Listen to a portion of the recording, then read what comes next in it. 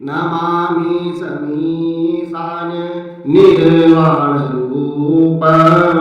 विभुं व्यापकं ब्रह्म वेदस्वरूपं निजं निर्गुणं निर्विकल्पं निरीहं चिदाकाशमाकाश वासं भजेऽहं निराकारमोङ्कार मूलं तुरीयं गिराजनगोतीतमीशं गिरीशं करालं महाकाल कालं कृपालं गुणागार संसार पारं नतोऽहं तुषारादृशं काश गौरं गंभीरं मनोभूतकोटि प्रवासी शरीरं स्पृणोलिकल्लो लिपिचारुगङ्गा स्पृणोलिकल्लो लिपिचारुगङ्गा लसंबालपालितु कण्ठे भुजङ्गा चलत्कुण्डलं भू सुनेत्रं विशालं प्रसन्नाननं नीलकण्ठं दयालं मृगाधीशचर्मा परं मुण्डमालं मृगाधीशचर्मा परं मुण्डमालं प्रियशङ्करं सर्वनाथं भजामि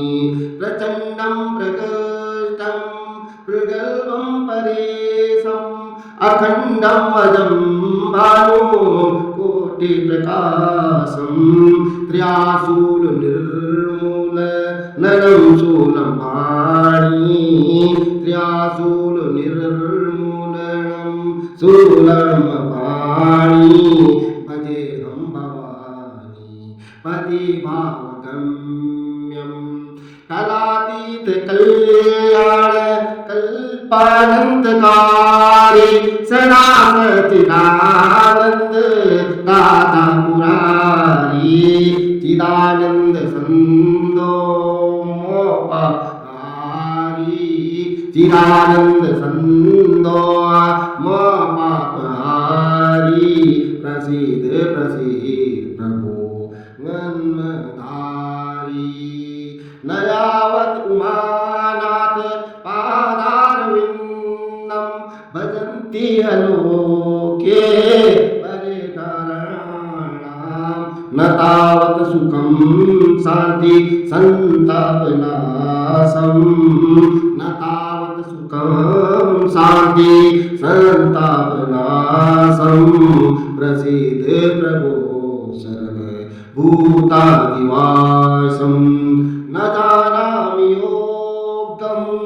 जपं नैव पूजां न तोऽहं सदा श्रुता शम्भुवशोभं जराजन्म दुःखोगतापमानं जराजन्म दुःखोगतापमानं प्रभु पायामि नमामि शम्भो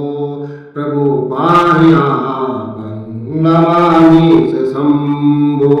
नमामि शम्भो नमामि शम्भो नमामि शम्भो